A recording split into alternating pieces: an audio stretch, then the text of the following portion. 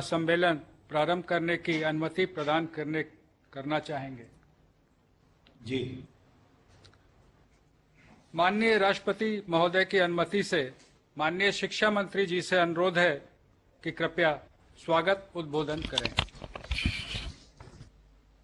माननीय राष्ट्रपति जी, परम आदरणीय प्रधानमंत्री जी, माननीय राज्यपालगण, सभी उपराज्यपालगण, मेरे सहयोगी मंत्री संजय धोत्रे जी, सभी शिक्षा मंत्रीगण, सभी कुलपतिगण, शिक्षाविद कस्तूरी रंगन जी और उनके सभी सदस्यगण और सभी अधिकारी वर्ग, मैं राष्ट्रीय शिक्षा नीति 2020 की भूमिका पर इस बहुत महत्वपूर्ण सम्मेलन में आप सबका अभिनंदन करता हूं।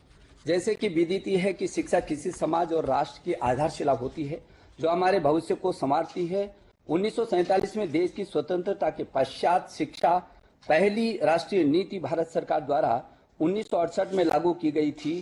दूसरी नीति 1986 में लाई गई थी। 34 वर्षों के बाद ये नई शिक्षा नीति आई है। भारत विश्व का सबसे युवा देश होने की अवधारणा के साथ शिक्षा की गुणवत्ता, नवाचार, अनुसंधान के संबंध में जनसंख्या की बदलती आवश्यकताओं को पूरा करने के लिए एक नई राष्ट्रीय शिक्षा नीति चिर प्रतीक्षित थी। प्रधानमंत्री श्री नरेंद्र मोदी जी की प्रेरणा से केंद्रीय मंत्रिमंडल ने नई शिक्षा नीति 2020 को अनुमोदन प्रदान किया, जिससे भारतीय शिक्षा प्रणाली में आमूल चूल पर बदलाव का मार्ग प्रशस्त हुआ है। दुनिया के सबसे व्यापक चिंतन, मंथन एवं विमर्श के पश्चात इस शिक्षा नीति का स्वरूप तैयार किया गया है, जो हिंदुस्तान को विश्व पटल पर ज्ञान की महाशक्ति के रूप में स्थापित करेगा। यह शिक्षा नीति भारतीय मूल्यों पर आधारित है, जो अंतर्राष्ट्रीय मानकों पर खरा उतरेगी। या इंडियन भी होगी, इंटरनेशनल भी होगी, इम्पैक्टफुल भी होगी, इंटरएक्टिव भी होगी और इंक्लूसिव भी होगी। और यह इक्विटी, क्वालिटी और एक्सेस तीनों की आधारशिला पर खड़ी होगी। इसमें नेशन फर्स्ट, कैरेक्टर मस्ट भी समाहित होगा। स्कूली शिक्षा से लेकर उच्चतर शिक्षा तक व्यापक सुधारों का एक खाका तैयार किया गया है। फोकस इस बात पर है कि शिक्षा की आधारभूत मजबूत हो, वैज्ञानिक सोच को बढ़ावा मिले और अच्छे भविष्य का निर्माण हो सके। चाहे शिक्षा को बहुभाषी बनाने का प्रश्न हो या बहुविषयक, हर पक्ष पर एक विशेषज्ञता से फैसला हुआ है। भाषा हमारी संस्कृति का अहम हिस्सा है। संविधान के अनुच्छेद 8 में सभी 22 भारतीय भाषाओं को सम्मान देते हुए बहु विकल्प दिए गए हैं। किसी भी प्रदेश पर भाषा नहीं थोपी जाएगी। नई शिक्षा नीति आधुनिक भी है, गुणवत्तापूर्ण भी, ज्ञान, विज्ञान, अनुसंधान तथा नवाचार से युक्त विश्व प्रतिस्पर्धी भी है। इसमें लचीलापन भी है, स्थायित्व भी है। इसमें मल्टीपल एंट्री एग्जिट पॉइंट की व्यवस्था नए विकल्प भी देगी और नए अवसरों को भी देगी। ABC academic bank of credit का लाभ उठाकर छात्र अपनी शिक्षा जारी रख सकेंगे। नेशनल एजुकेशन टेक्नोलॉजी फोरम का गठन शिक्षा में तकनीकी के व्यापक इस्तेमाल को बढ़ावा देने में बहुत ही उपयोगी साबित होगी। 2035 तक जीआर को 50% तक ले जाने के लिए हम कटिबद्ध हैं। 3.5 करोड़ से भी अधिक छात्रों को इसका लाभ मिल सकेगा। Digital learning, distance learning, online education का समावेश नए अवसर को लाएगा। प्रधानमंत्री जी के जय अनुसंधान के विजय को आगे बढ़ाते हुए नेशनल रिसर्च फाउंडेशन की स्थापना की जाएगी, ताकि देश में नवाचार एवं अनुसंधान की संस्कृति को नई दिशा एवं जरूरी पोषण मिल सके। उच्चतर शिक्षा के क्षेत्र में जहां एक ओर भारतीय उच्च शिक्षा आयोग का गठन किया जाएगा, वहीं दूसरी ओर संस्थानों को अकादमिक, प्रशासनिक, वित्तीय मामलों में वर्गीकृत स्वायत्तता देते हुए पारदर्शी एवं उत्तरदायी बनाने की दिशा में प्रेरित किया जाएगा। शिक्षा का अंतर्राष्ट्रीयकरण और कम लागत पर गुणवत्तापूर्ण शिक्षा प्रदान करके भारत को वैश्विक अध्ययन गंतव्य के रूप में स्थापित करने का इसमें प्रयास किया जाएगा। उच्च शिक्षा प्रदर्शन करने वाले भारतीय संस्थानों को अन्य देशों में अपने कैंपस स्थापित करने के लिए प्रोत्साहित किया जाएगा, जबकि दूसरी ओर दुनिया के शीर्ष 100 से भी अधिक चयनित विश्वविद्यालयों को भारत में आमंत्रित किया जाएगा। वैश्विक संस्थानों के बीच सहयोग, अनुसंधान, तकनीकी और छात्रों का आदान प्रदान की इसमें व्यवस्था की जाएगी। यह नीति स्टडी इन इंडिया को पूरे विश्व में एक ब्रांड के रूप में स्थापित करेगी। शिक्षा की गुणवत्ता में सुधार, अनुसंधान की संस्कृति के पोषण और संस्थानों के बेहतर प्रबंधन एवं प्रशासन पर विशेष ध्यान दिया जाएगा। राष्ट्रीय शिक्षा नीति 2020 श्री कस्तूरी रंगन जी की अध्यक्षता में माननीय प्रधानमंत्री जी के विजन और लगातार मिले मार्गदर्शन का परिणाम है। मैं आपका आभार प्रकट करता हूं। आज के इस कॉन्क्लेव का हमारा प्रयास रहेगा कि हम राष्ट्रीय शिक्षा नीति से जुड़े मुद्दों पर एक साथ मिलकर चर्चा करेंगे। सहयोगात्मक संघवाद की एक नई मिसाल नई शिक्षा नीति के क्रियान्वयन के रूप में हम देख सकेंगे। मुझे खुशी है कि एनईपी को पूरे देश में अद्भुत स्वीकार्यता मिली है। स्वीकार्यता से अब सहभागिता के साथ क्रियान्वयन की दिशा में आगे बढ़ने का अवसर आ गया है। हमारे पास विश्व स्तरीय कंटेंट भी होगा, पेटेंट भी होगा और टैलेंट भी होगा। शिक्षा का चहुमुखी आंकलन भी होगा और वैश्विक संकलन भी होगा। हम बहुभाषावादी भी बनेंगे और आशावादी भी रहेंगे। हम रिफॉर्म भी करेंगे, ट्रांसफॉर्म भी करेंगे और परफॉर्म भी करेंगे। यह नीति हमें विकल्प भी देगी और अच्छे अवसरों को भी देगी। हम एक अच्छे भारतीय नागरिक का निर्माण भी करेंगे और वैश्विक नागरिक के रूप में विश्व मानव को भी तैयार करेंगे। आप सभी के सुझाव, चिंतन, सहयोग, समन्वय एवं सहभागिता से हम इस नीति को बिना देरी के क्रियान्वयन की दिशा में आगे बढ़ाएंगे। भारत निश्चित ज्ञान की महाशक्ति के रूप में उभरेगा। मेरे देश के यशस्वी प्रधानमंत्री जी के नए स्वर्णिम भारत के निर्माण का विजन हम सब मिलकर कर पूरा करेंगे। वो भारत स्वच्छ भारत होगा, स्वस्थ भारत होगा, सशक्त भारत होगा, श्रेष्ठ भारत होगा, आत्मनिर्भर भारत होगा और एक भारत होगा। इसके लिए make in India, digital India, skill India, startup, stand up और स्टडी इन इंडिया के रूप में इसकी आधारशिला तैयार हो चुकी है। प्रधानमंत्री जी के सबका साथ, सबका विकास, सबके विश्वास की इस पवित्र भावना के साथ एक बार मैं पुनः आप सबका आभार प्रकट करता हूं और बहुत विनम्रता से अपने यशस्वी प्रधानमंत्री जी को निवेदन करता हूं कि वह हमारा मार्गदर्शन करें। प्रधानमंत्री जी।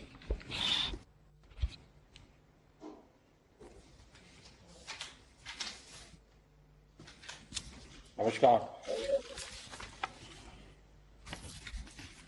आदरणीय राष्ट्रपति जी, मंत्रिमंडल के मेरे सहयोगी रमेश पोखरियाल जी, संजय धोत्रे जी, इस सम्मेलन में भाग ले रहे सभी माननीय राज्यपाल, उपराज्यपाल सहित राज्यों के शिक्षा मंत्री, राष्ट्रीय शिक्षा नीति को आकार देने में मुख्य भूमिका निभाने वाले डॉक्टर कस्तूरी रंगन जी और उनकी टीम, अलग अलग विश्वविद्यालय के कुलपति, शिक्षाविद, देवियों और सज्जनों, सर्वप्रथम मैं माननीय राष्ट्रपति जी का आभार व्यक्त करता हूं। राष्ट्रीय शिक्षा नीति के संदर्भ में ये आयोजन बहुत ही प्रासंगिक है, बहुत महत्वपूर्ण है।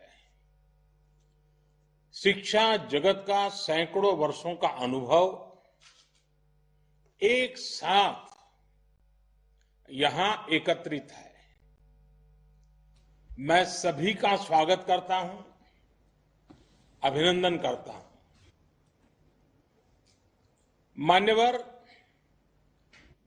देश की एस्पिरेशंस को पूरा करने का बहुत महत्वपूर्ण माध्यम शिक्षा नीति और शिक्षा व्यवस्था होती है।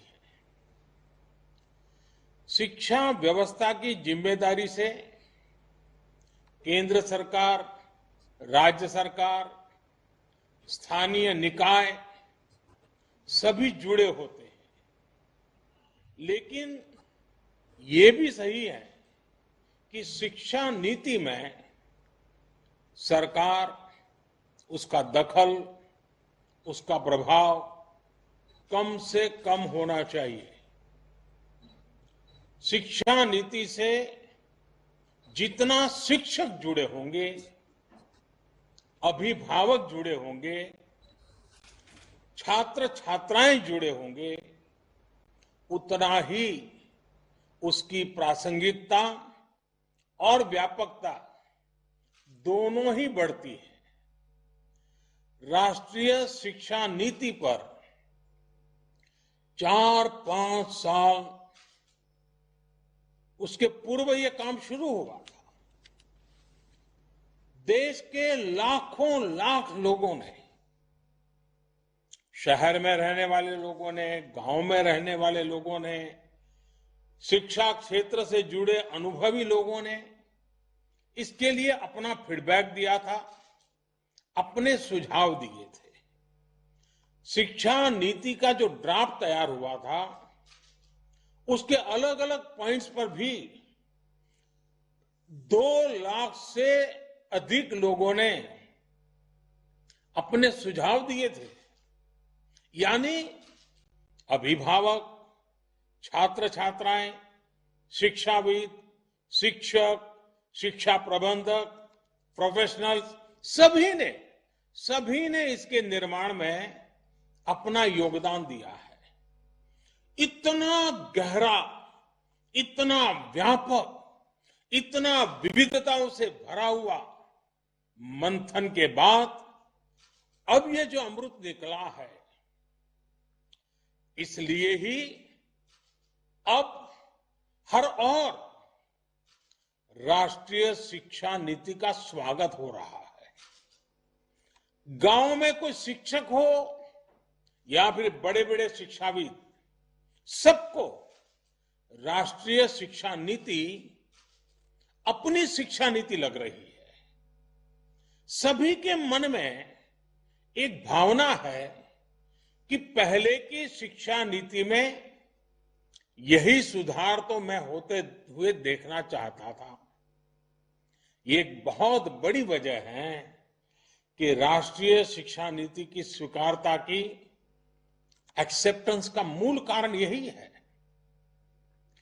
शिक्षा नीति क्या हो, कैसी हो, उसका स्वरूप क्या हो, ये तय करने के बाद अब देश एक स्टेप और आगे बढ़ा है। अब पूरे देश में राष्ट्रीय शिक्षा नीति को लेकर, उसके इम्प्लीमेंटेशन को लेकर व्यापक विचार विमर्श हो रहा है, संवाद हो रहा है।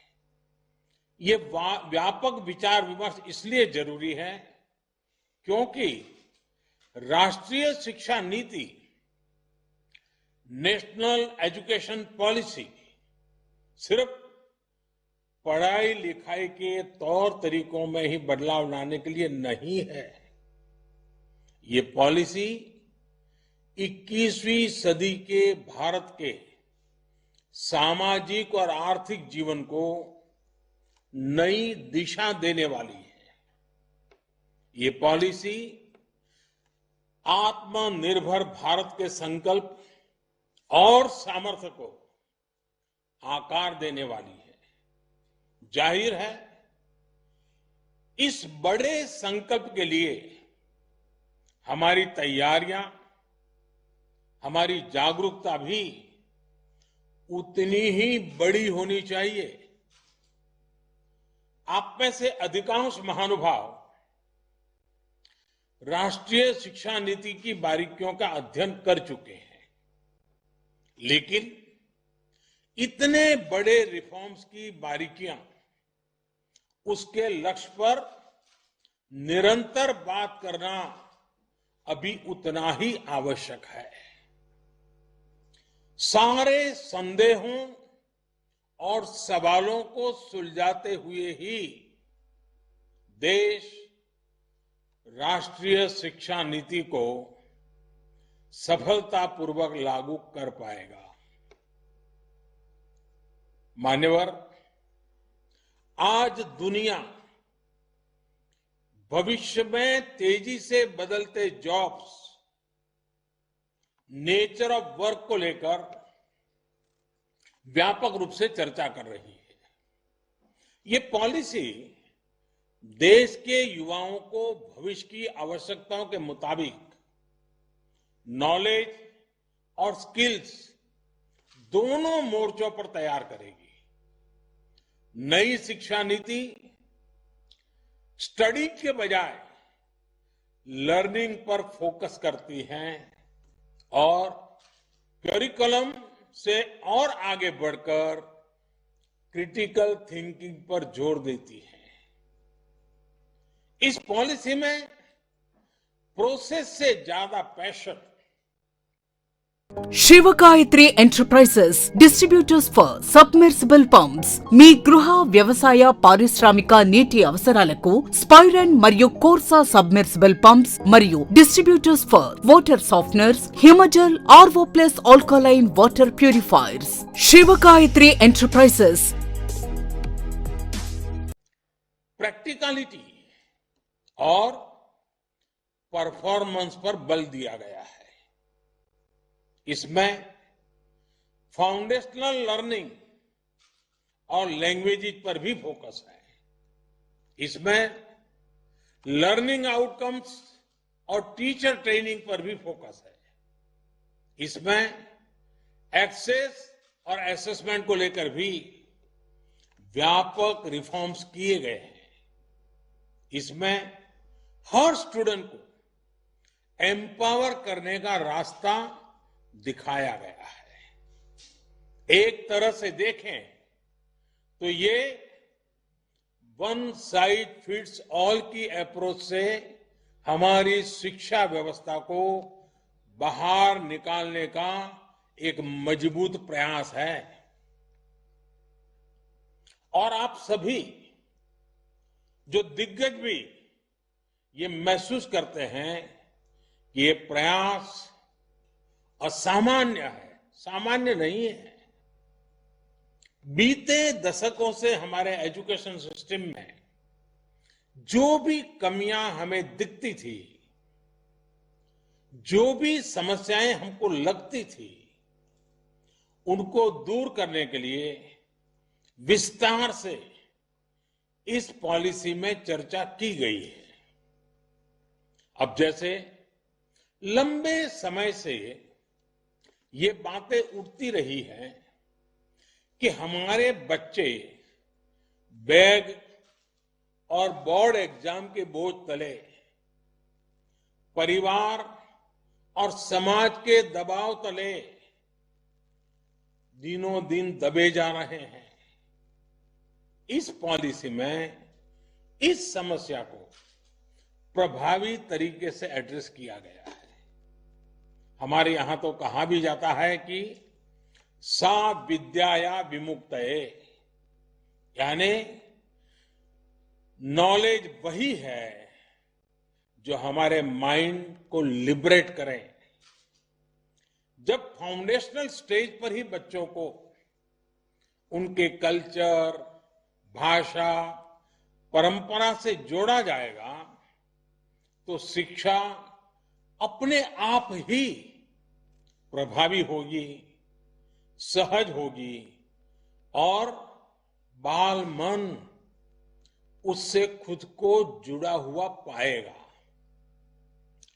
नेशनल एजुकेशन पॉलिसी में हमारे सही मायने में बिना दबाव के, बिना अभाव के और बिना प्रभाव के सीखने के लोकतांत्रिक मूल्यों को हमारी शिक्षा व्यवस्था का हिस्सा बनाया गया है। जैसे स्ट्रीम्स को लेकर जो बच्चों पर दबाव रहता था, वो अब हटा दिया गया है। अब हमारे युवा अपने इंटरेस्ट, अपने एप्टीट्यूड के हिसाब से पढ़ाई कर सकेंगे। वरना पहले होता यह था कि दबाव के कारण विद्यार्थी अपनी क्षमता के बाहर की कोई और ही स्ट्रीम चुन लेते थे और जब तक उनको रियलाइज होता था तब तक बहुत देर हो जाती थी। परिणाम यह होता था कि या तो विद्यार्थी थक हार कर ड्रॉप कर लेता था या फिर जैसे तैसे अपना गुजारा कर लेता था, समय बिताता था। इससे किस प्रकार की समस्याएं हमारे देश में पैदा होती रही हैं, ये कितनी समस्याओं की जड़ है, मैं समझता हूं मुझसे ज्यादा आप लोग जानते हैं, भली बात जानते हैं। राष्ट्रीय शिक्षा नीति में ऐसी समस्याओं का समाधान तो है ही। एकेडमिक बैंक ऑफ क्रेडिट से भी छात्रों को बहुत लाभ होगा। मान्यवर, आत्मनिर्भर भारत बनाने के लिए युवाओं का स्किलफुल होना बहुत ही जरूरी है। छोटी उम्र से ही वोकेशनल एक्सपोजर मिलने से हमारा यूथ भविष्य के लिए बेहतर तरीके से तैयार होगा। प्रैक्टिकल लर्निंग से हमारे युवा साथियों की एम्प्लॉयबिलिटी देश में तो बढ़ेगी ही, ग्लोबल जॉब मार्केट में भी हमारी हिस्सेदारी ज्यादा होगी। हमारे यहां कहा गया है, आनो भद्राः क्रतवो यंतु विश्वतः, यानी अच्छे विचार जिस दिशा से भी आए उनको ग्रहण करना चाहिए। भारत तो प्राचीन काल से नॉलेज का एक ग्लोबल सेंटर रहा है। 21वीं सदी में भी भारत को हम एक नॉलेज इकोनॉमी बनाने के लिए प्रयासरत है। नई शिक्षा नीति इस संकल्प को सिद्ध करने की दिशा में बड़ा कदम है। नई राष्ट्रीय शिक्षा नीति ने ब्रेन ड्रेन को टैकल करने के लिए और सामान्य से सामान्य परिवारों के युवाओं के लिए भी बेस्ट इंटरनेशनल इंस्टीट्यूशन के कैंपस भारत में स्थापित करने का रास्ता खोला है। जब देश में ही अंतर्राष्ट्रीय स्तर के टॉप कैंपस आएंगे तो पढ़ाई के लिए बाहर जाने की प्रवृत्ति भी कम होगी और हमारे अपने यूनिवर्सिटीज, कॉलेज भी ज्यादा कॉम्पिटिटिव हो पाएंगे। इसका एक और पहलू ऑनलाइन एजुकेशन भी है, जिससे पढ़ाई लिखाई के लिए लोकल हो या इंटरनेशनल, हर प्रकार की सीमाएं समाप्त हो जाती हैं। मानिए, जब किसी भी सिस्टम में इतने व्यापक बदलाव होते हैं, जब एक नई व्यवस्था बनाने की तरफ हम बढ़ते हैं, तो कुछ शंकाएं, आशंकाएं स्वाभाविक ही है।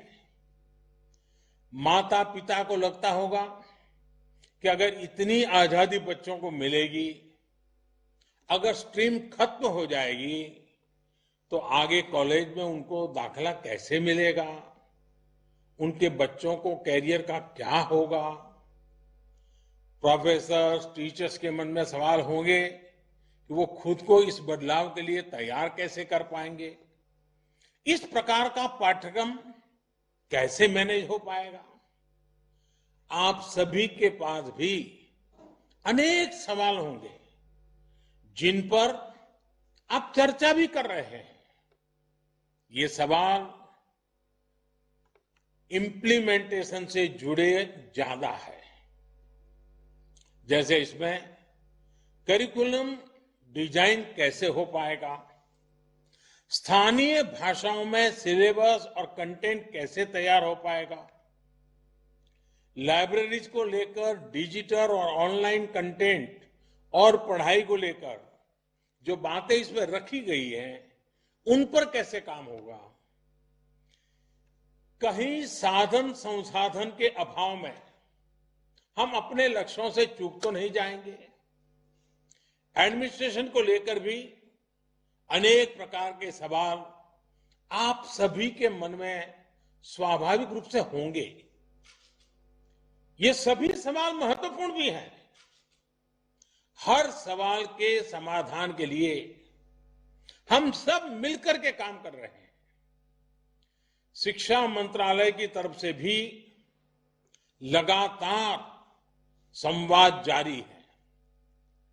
राज्यों में भी हर स्टेक होल्डर की पूरी बात, हर राय को, फीडबैक को खुले मन से सुना जा रहा है। आखिर हम सभी को मिलकर ही तो तमाम शंकाओं और आशंकाओं का समाधान करना है।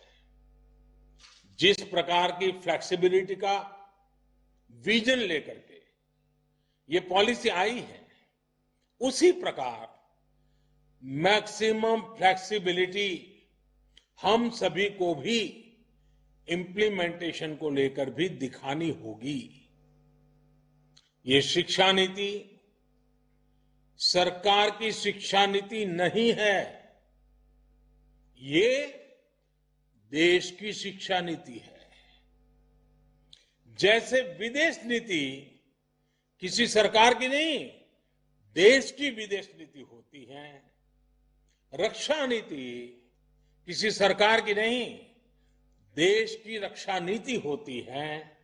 वैसे ही शिक्षा नीति भी कौन सरकार है, किसकी सरकार है, कौन बैठा है, कौन नहीं बैठा है, उसके आधार पर नहीं चलती है।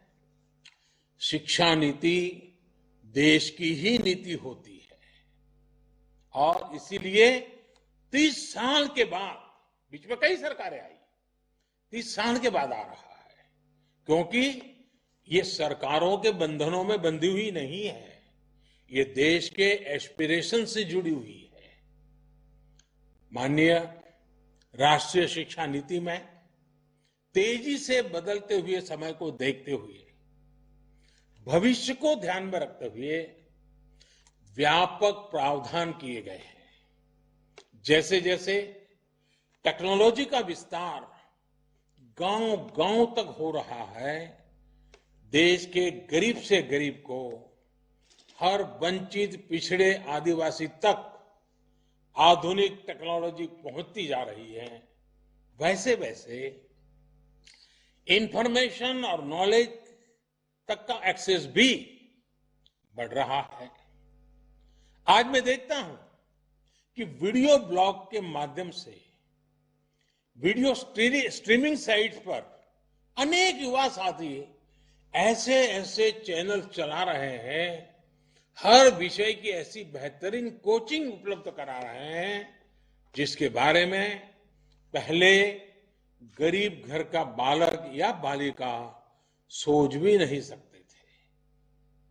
टेक्नोलॉजी तक होने वाली इस पहुंच से क्षेत्रीय और सामाजिक असंतुलन की एक बहुत बड़ी समस्या तेजी से कम होती जा रही है। हमारी जिम्मेदारी ये है कि हम हर यूनिवर्सिटी, हर कॉलेज में टेक्नोलॉजिकल सॉल्यूशंस को ज्यादा प्रमोट करें। मान्यवर, कोई भी सिस्टम उतना ही इफेक्टिव और इंक्लूसिव हो सकता है जितना बेहतर उसका गवर्नेंस मॉडल होता है।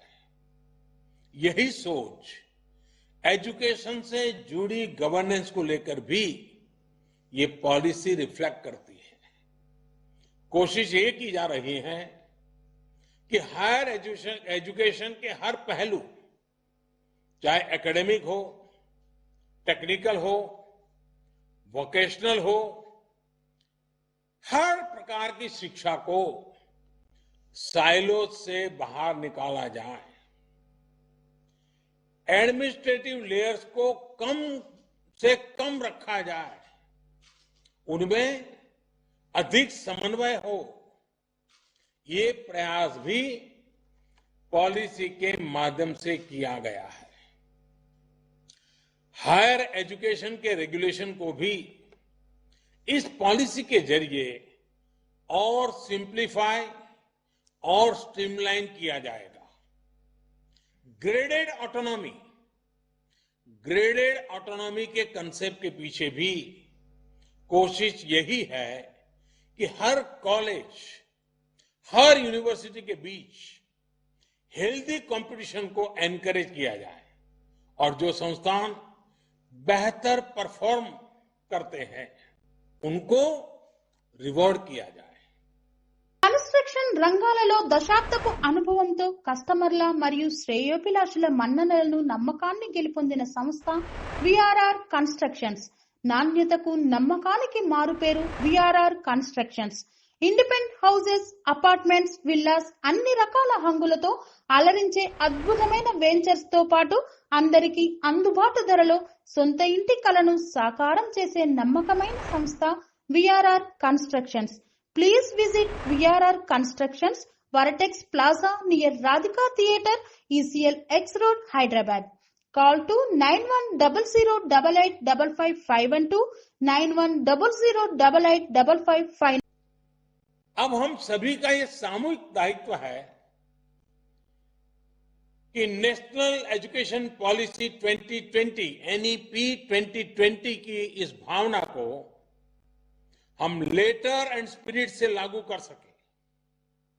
मेरा आप सभी से विशेष आग्रह है कि 25 सितंबर से पहले अपने राज्यों, केंद्र शासित प्रदेशों की यूनिवर्सिटीज में ज्यादा से ज्यादा इस प्रकार के वर्चुअल कॉन्फ्रेंस आयोजित किए जाएं। प्रयास यही है कि नेशनल एजुकेशन पॉलिसी को लेकर समझ निरंतर हम समझते चलें, हमारी समझ बेहतर हो सके, इसके लिए प्रयास हो। एक बार फिर आप सभी को अपना समय निकालने के लिए मैं बहुत बहुत आभार व्यक्त करता हूं। मैं आदरणीय राष्ट्रपति जी का पुनः आभार व्यक्त करता हूं।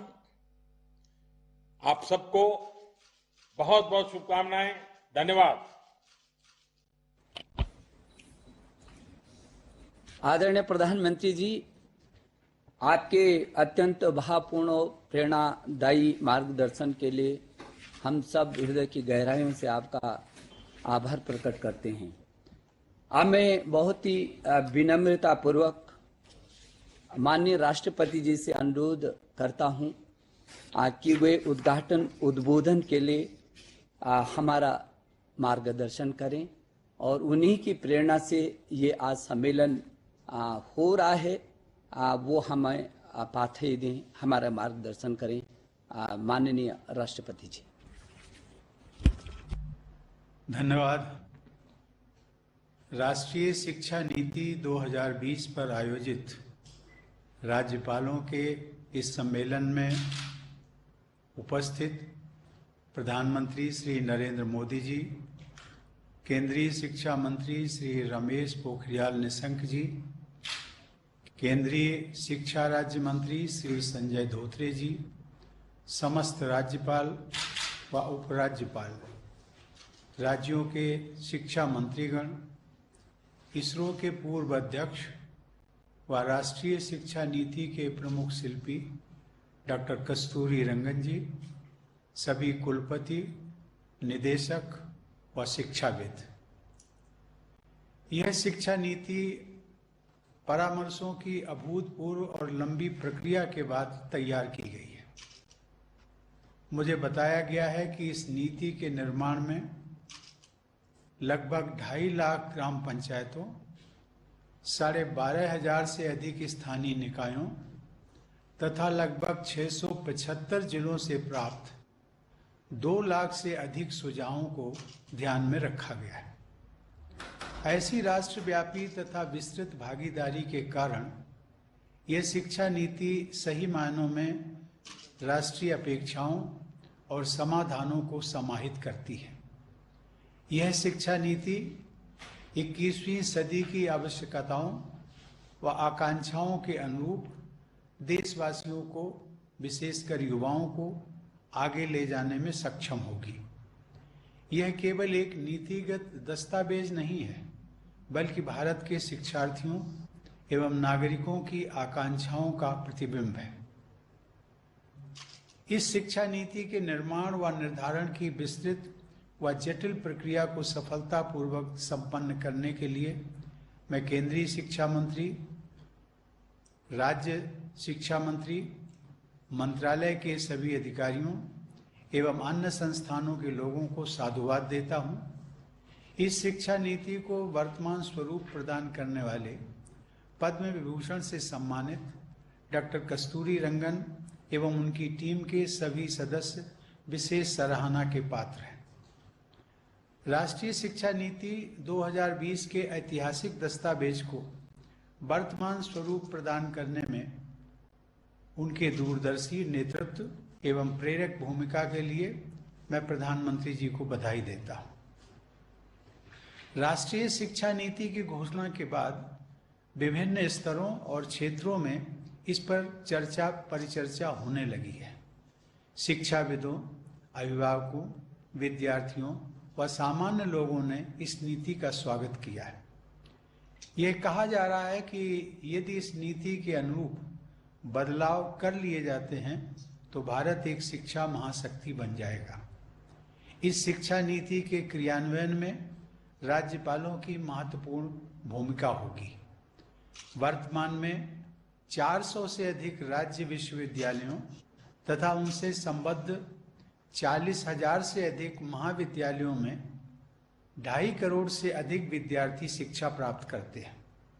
इस दृष्टिकोण से राज्य विश्वविद्यालयों के ऊपर एक विशेष जिम्मेदारी है। अधिकांशतः राज्यपाल ही इन विश्वविद्यालयों के कुलाधिपति हैं।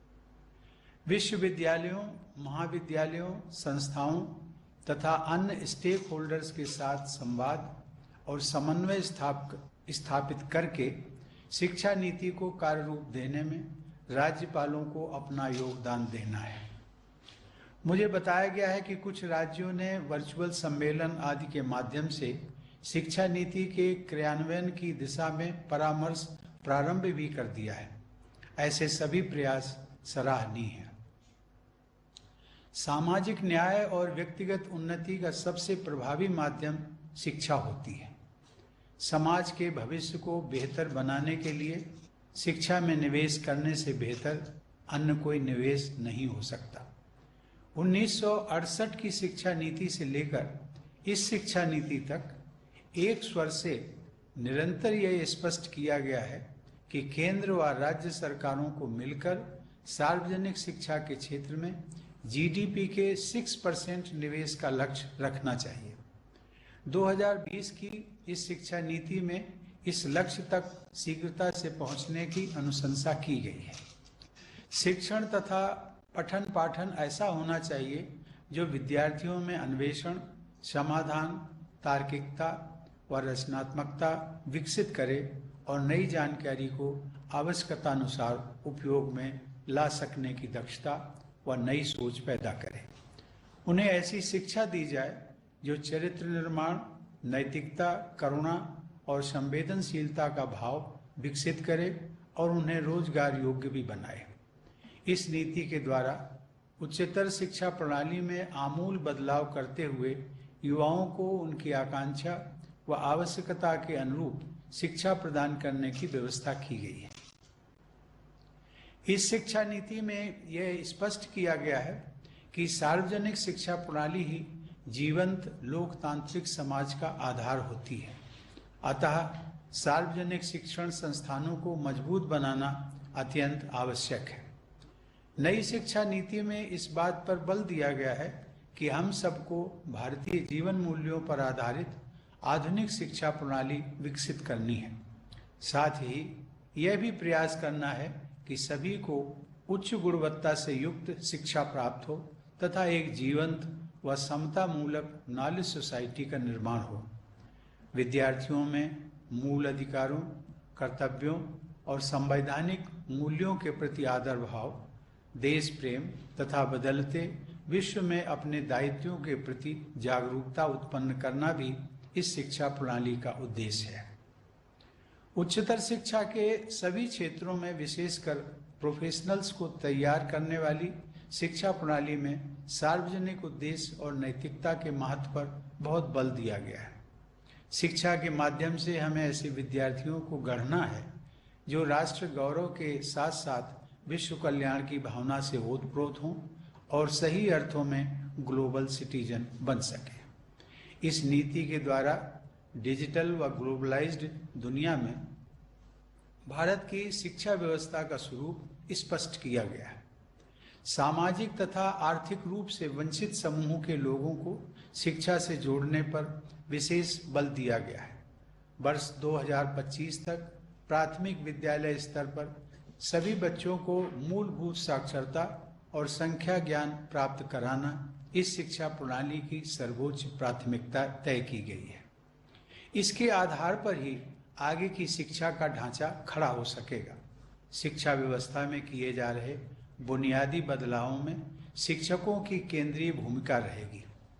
इस शिक्षा नीति में यह स्पष्ट किया गया है कि शिक्षण के पेशे में सबसे होनहार लोगों का चयन होना चाहिए तथा उनकी आजीविका, मान मर्यादा और स्वायत्तता को सुनिश्चित किया जाना चाहिए। स्कूली शिक्षा को मजबूत आधार देने के लिए अगले वर्ष यानी 2021 तक इस शिक्षा नीति पर आधारित टीचर्स एजुकेशन का एक नवीन और व्यापक पाठ्यक्रम तैयार करने का लक्ष्य है। टीचर्स एजुकेशन उच्च शिक्षा का अंग है, अतः राज्य स्तर पर आप सबको टीचर्स एजुकेशन से जुड़े अत्यंत महत्वपूर्ण लक्ष्यों को प्राप्त करना है। इस संदर्भ में शैक्षिक रूप से सुदृढ़, मल्टी डिसिप्लिनरी और इंटीग्रेटेड टीचर्स एजुकेशन कार्यक्रम शुरू करने का प्रावधान है। वर्ष 2030 तक इस क्षेत्र में केवल उच्च स्तरीय संस्थान ही सक्रिय रह जाएंगे। विश्व परिदृश्य को देखते हुए व्यावसायिक शिक्षा यानी वोकेशनल एजुकेशन के विषय में एक नए महत्वाकांक्षी दृष्टिकोण को अपनाया गया है। 12वीं पंचवर्षीय योजना के आकलन के अनुसार भारत में वर्कफोर्स के 5% से भी कम लोगों ने औपचारिक व्यावसायिक शिक्षा प्राप्त की थी। यह संख्या संयुक्त राज्य अमेरिका में 52%, जर्मनी में 75% और दक्षिण कोरिया में 96% थी। भारत में व्यावसायिक शिक्षा के प्रसार में तेजी लाने की आवश्यकता को देखते हुए यह तय किया गया है कि स्कूल तथा हायर एजुकेशन सिस्टम में वर्ष 2025 तक कम से कम 50% विद्यार्थियों को व्यावसायिक शिक्षा प्रदान की जाए। इससे हमारे डेमोग्राफिक डिविडेंड का सही लाभ मिल सकेगा। भारतीय परंपरा में विकसित लोक विद्या को उच्च शिक्षण संस्थानों द्वारा व्यावसायिक शिक्षा से जोड़ा जाएगा। इस नीति में यह स्पष्ट किया गया है कि व्यावसायिक शिक्षा को मुख्य धारा की शिक्षा का ही अंग समझा जाएगा और ऐसी शिक्षा को बराबर का सम्मान दिया जाएगा। इससे बच्चों और युवाओं में कौशल वृद्धि के साथ साथ श्रम की गरिमा के प्रति सम्मान का भाव भी पैदा होगा। नई शिक्षा नीति में ऐसी उच्चतर शिक्षा की अवधारणा की गई है जो परंपरा से पोषण प्राप्त करती हो और अपने दृष्टिकोण में आधुनिक व भविष्योन्मुख भी हो। शिक्षण पद्धति और बाल मनोविज्ञान की दृष्टि से सभी स्वीकार करते हैं कि आरंभिक शिक्षा का माध्यम मातृभाषा होनी चाहिए। इस सोच के अनुरूप नई शिक्षा नीति में त्रिभाषा सूत्र की संस्तुति की गई है। इस शिक्षा नीति में भारतीय भाषाओं, कला और संस्कृति को प्राथमिकता दी गई है। इससे विद्यार्थियों में सृजनात्मक क्षमता विकसित होगी तथा भारतीय भाषाओं की ताकत और बढ़ेगी। विविध भाषाओं वाले हमारे देश की एकता को अक्षुण्ण बनाए रखने में इससे मदद मिलेगी। राष्ट्रीय शिक्षा नीति में भारतीय भाषाओं, कलाओं और संस्कृति के संवर्धन को विशेष महत्व दिया गया है, क्योंकि वे भारत की पहचान के साथ साथ हमारी अर्थव्यवस्था के लिए भी महत्वपूर्ण है। भारत की सांस्कृतिक समृद्धि और विविधता से विद्यार्थियों का परिचय कराने के लिए देश में 100 पर्यटन स्थलों को चिन्हित किया जाएगा। शिक्षण संस्थानों द्वारा उन स्थानों पर शैक्षिक भ्रमण पर ले जाया जाएगा ताकि वे हमारे देश की बहुआयामी सभ्यता, संस्कृति, ज्ञान, विज्ञान और साहित्य को समझ सकें। आप सब अपने अपने राज्यों में ऐसे स्थलों के विषय में अच्छी पाठ्य सामग्री विकसित करवा सकते हैं। సెరెనిటీ మోడల్ హై స్కూల్ విద్యార్థులకు అమ్మఒడి, సామాన్యులకు అందుబాటులో ఉన్న బడి సెరెనిటీ. మేడ్చల్ జిల్లాలో మేటిగా నిలిచి సాటిలేని ఫలితాలను సాధిస్తున్న నంబర్ 1 స్కూల్ సెరెనిటీ. మా ప్రత్యేకతలు ప్రతి విద్యార్థి పట్ల వ్యక్తిగత శ్రద్ధ, activity based learning and digital classrooms, computer lab, 100% ఫలితాలు, sports and cultural activities, yoga, abacus మరియు Vedic maths education. Please visit Serenity Model High School, Nagaram. Admissions are in progress. Call 04027146899 and 04027148699. ऐसे स्थलों में पर्यटन सुविधाओं के विकास के लिए भी आप आवश्यक दिशा निर्देश दे सकते हैं।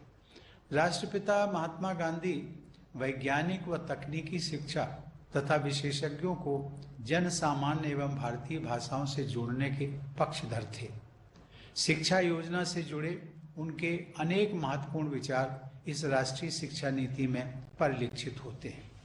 बापू ने कहा था, मेरी योजना में ज्यादा और बेहतर पुस्तकालय होंगे, ज्यादा और अच्छी प्रयोगशालाएं होंगी, अधिक और श्रेष्ठतर अनुसंधान संस्थाएं होंगी। उसके अंतर्गत रसायन शास्त्रियों, इंजीनियरों और अन्य विशेषज्ञों की एक पूरी सेना तैयार की जाएगी। ये लोग देश के सच्चे सेवक होंगे और उस राष्ट्र की विविध और बढ़ती हुई जरूरतें पूरी करेंगे, जिसे अपने अधिकारों तथा आवश्यकताओं का उत्तरोत्तर अधिकाधिक भान होता जा रहा है। और ये सभी विशेषज्ञ विदेशी नहीं बल्कि आम जनता की भाषा बोलेंगे। जो ज्ञान से प्राप्त करेंगे वो आम लोगों की पहुंच के अंदर होगा। वो उसके साझेदार होंगे। आंख मूंद कर नकल करने के बजाय सच्चे मौलिक काम किए जाने लगेंगे। ये बापू ने कहा था। मित्रों, तक्षशिला, नालंदा, वल्लभी और विक्रमशिला जैसे प्राचीन विश्वविद्यालयों से प्रेरणा लेते हुए बड़े और मल्टी डिसिप्लिनरी विश्वविद्यालयों तथा हायर एजुकेशन इंस्टीट्यूशंस अथवा क्लस्टर्स को स्थापित करने की अनुशंसा की गई है। Multi disciplinary education and research universities अर्थात मेरू की स्थापना की जाएगी, जिनका लक्ष्य विश्व स्तरीय गुणवत्ता प्राप्त करने का होगा। इससे देश के हर हिस्से में बहुमुखी प्रतिभा वाले योग्य और रचनाशील युवाओं का विकास हो सकेगा। ऐसे प्रयासों से भारत में अंतर्राष्ट्रीय छात्रों की संख्या बढ़ेगी। भारत को एक ग्लोबल स्टडी डेस्टिनेशन के रूप में विकसित किया जाएगा, जहां कम खर्च पर उत्कृष्ट शिक्षा उपलब्ध होगी। अच्छा प्रदर्शन करने वाले भारतीय विश्वविद्यालयों को अन्य देशों में परिसर स्थापित करने के लिए प्रोत्साहित किया जाएगा। साथ ही दुनिया के शीर्ष विश्वविद्यालयों को भारत में आकर शिक्षा प्रदान करने की अनुमति दी जाएगी। वंचित क्षेत्रों में उच्च शिक्षा के लिए वर्ष 2030 तक प्रत्येक जिले में या उसके समीप कम से कम एक बड़ा multidisciplinary higher education institution उपलब्ध कराने का लक्ष्य है। इसके लिए राज्य स्तर पर अनेक कदम उठाए जाने होंगे। एस्पिरेशनल डिस्ट्रिक्ट्स तथा स्पेशल एजुकेशनल जोन्स में गुणवत्तापूर्ण उच्च शिक्षण संस्थानों की स्थापना की जानी है। यह सामाजिक तथा आर्थिक रूप से वंचित समूहों के हित में एक महत्वपूर्ण कदम होगा। ऑनलाइन और डिजिटल शिक्षा के लिए टेक्नोलॉजी का उपयोग करके शिक्षा को सर्वसुलभ बनाने का प्रयास किया जाएगा। नई शिक्षा नीति में पहुंच, अवसर और गुणवत्ता के अलावा शिक्षा के क्षेत्र में जवाबदेही भी तय की गई है। साथ ही यह नीति शिक्षण संस्थानों और शिक्षकों को अधिक स्वायत्तता देने की संस्तुति करती है। यह देखा गया है कि रिसर्च और इनोवेशन में निवेश का स्तर अमेरिका में जीडीपी का 2.8%, दक्षिण कोरिया में 4.2% और इजराइल में 4.3% है, जबकि भारत में यह केवल 0.7% है। भारत जैसी बड़ी और जीवंत अर्थव्यवस्था को गति प्रदान करने के लिए नॉलेज क्रिएशन तथा रिसर्च को प्रोत्साहित करना जरूरी है। केंद्र व राज्य सरकारों को रिसर्च तथा इनोवेशन में निवेश का प्रतिशत बढ़ाना होगा। सभी क्षेत्रों में गुणवत्ता युक्त शैक्षिक अनुसंधान को प्रेरित करने के लिए राष्ट्रीय अनुसंधान फाउंडेशन की स्थापना की जाएगी। शोध की संस्कृति को मजबूत बनाने के लिए सभी विश्वविद्यालयों व उच्च शिक्षण संस्थानों को राष्ट्रीय अनुसंधान फाउंडेशन के साथ मिलकर काम करना होगा। टेक्नोलॉजी के उपयोग और इंटीग्रेशन से शिक्षण प्रक्रिया में सुधार को गति मिलेगी तथा बेहतर परिणाम निकलेंगे। इसके लिए national educational technology forum NETF की स्थापना की जाएगी। NETF द्वारा राज्य सरकार की एजेंसियों को भी परामर्श उपलब्ध कराया जाएगा। शिक्षा प्रणाली के सभी आयामों को टेक्नोलॉजी की सहायता से अधिक सुगम व सुलभ बनाया जाएगा। आर्टिफिशियल इंटेलिजेंस के संदर्भ में अनुसंधान और उपयोग को बढ़ावा दिया जाएगा ताकि स्वास्थ्य सेवाओं, कृषि, क्लाइमेट चेंज जैसे क्षेत्रों में प्रभावी बदलाव लाए जा सके। इस शिक्षा नीति की सफलता केंद्र तथा राज्य दोनों के प्रभावी योगदान पर निर्भर करेगी। भारतीय संविधान के अंतर्गत शिक्षा कंकरेंट लिस्ट का विषय है, अतः इसमें केंद्र और राज्यों द्वारा संयुक्त और समन्वयपूर्ण कार्रवाई की आवश्यकता है। शिक्षा से जुड़े मानकों पर विभिन्न राज्यों में असमानता देखी जाती है। राज्यों को अपनी स्थानीय परिस्थितियों, विशेषताओं तथा अपेक्षाओं के अनुरूप राष्ट्रीय शिक्षा नीति का अनुपालन करना है। इस शिक्षा नीति को प्रभावी कार्य रूप देने के लिए केंद्र और राज्य सरकारों को सभी स्टेक होल्डर्स के साथ मिलकर अनवरत प्रयास करने होंगे। उच्चतर शिक्षा के क्षेत्र में इस शिक्षा नीति की अनुशंसाओं का समयबद्ध पालन सुनिश्चित करने के लिए विश्वविद्यालयों के कुलपतियों तथा शिक्षकों की वैकेंसीज पर अतिशीघ्र सुयोग्य व्यक्तियों को नियुक्त करने की आवश्यकता है। प्रधानमंत्री जी व शिक्षा मंत्री जी, राष्ट्रीय शिक्षा नीति पर आज आयोजित परिचर्चा के संदर्भ में मैंने कुछ दिन पूर्व सभी राज्यपालों व उपराज्यपालों से बात की थी। मुझे इन सबकी उत्सुकता, उत्साह व तैयारी के बारे में जानकर बहुत प्रसन्नता हुई। सभी राज्यपालों ने अपने शिक्षा मंत्रियों और राज्य विश्वविद्यालयों के कुलपतियों के साथ बैठकें की हैं तथा आज राष्ट्रीय शिक्षा नीति पर चर्चा करने के लिए तैयारी करके आए हैं। मैं परिचर्चा के अगले सत्र में भी उपस्थित रहूंगा। शिक्षा नीति के क्रियान्वयन से जुड़े संवाद व परामर्श की प्रक्रिया को जारी रखते हुए केंद्रीय शिक्षा मंत्रालय ने आगामी 19 सितंबर को केंद्रीय विश्वविद्यालय और उच्च शिक्षण संस्थानों के साथ एक वर्चुअल सम्मेलन का आयोजन निर्धारित किया है। मैं उस संवाद में भी भाग लूंगा। ऐसे सभी संवादों के निष्कर्षों को जोड़कर देखने से शिक्षा नीति के कार्यान्वयन से जुड़े मुद्दों पर समग्र दृष्टिकोण बन सकेगा। मैं चाहूंगा कि सभी राज्यपाल अपने राज्यों में नई शिक्षा नीति को कार्य रूप देने के लिए थीम आधारित वर्चुअल सम्मेलन करें। शिक्षा नीति के विभिन्न आयामों पर व्यापक विचार विमर्श के उपरांत आप सब अपने महत्वपूर्ण सुझाव केंद्रीय शिक्षा मंत्रालय को भेज सकते हैं ताकि उनका देशव्यापी उपयोग किया जा सके। राष्ट्रीय शिक्षा नीति की अनुशंसाओं को लागू करने की दिशा में आप सभी राज्यपालों तथा शिक्षा मंत्रियों का बहुत महत्वपूर्ण दायित्व है। मुझे विश्वास है कि राष्ट्रीय शिक्षा नीति को कार्य रूप देने में योगदान करते हुए आप सब भारत को नॉलेज हब बनाने में अपनी प्रभावी भूमिका निभाएंगे। धन्यवाद। जय हिंद।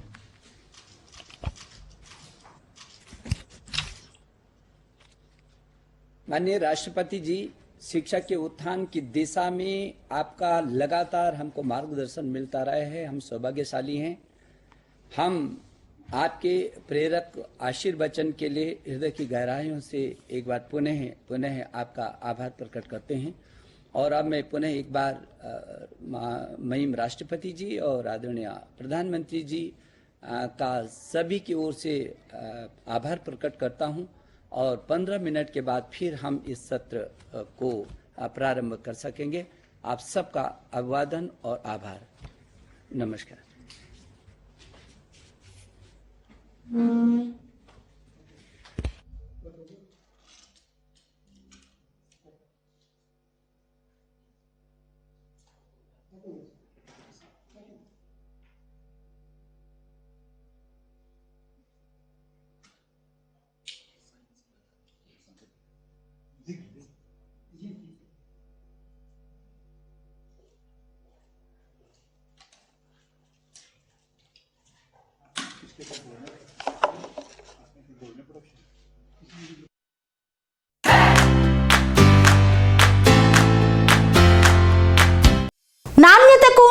నమ్మకానికి మారుపేరు Sai Mahendra traders, wholesale and retail మరియు కిరాణా జనరల్ స్టోర్. మా వద్ద అన్ని రకాల నిత్యావసర సరుకులు సరసమైన ధరలకే లభించును. స్వచ్ఛమైన నాణ్యమైన బియ్యంతో పాటు అన్ని రకాల సరుకులు హోల్సేల్ ధరలకే రిటైల్ అమ్మకం. అనువైన ధరలలో నాణ్యమైన వస్తువుల కొరకు సంప్రదించండి. Sai Mahendra traders, wholesale and retail మరియు కిరాణా జనరల్ స్టోర్. మా address Nagaram to Keesara main road, Rampally X road. Contact number 9247575485 మరియు 6300322583.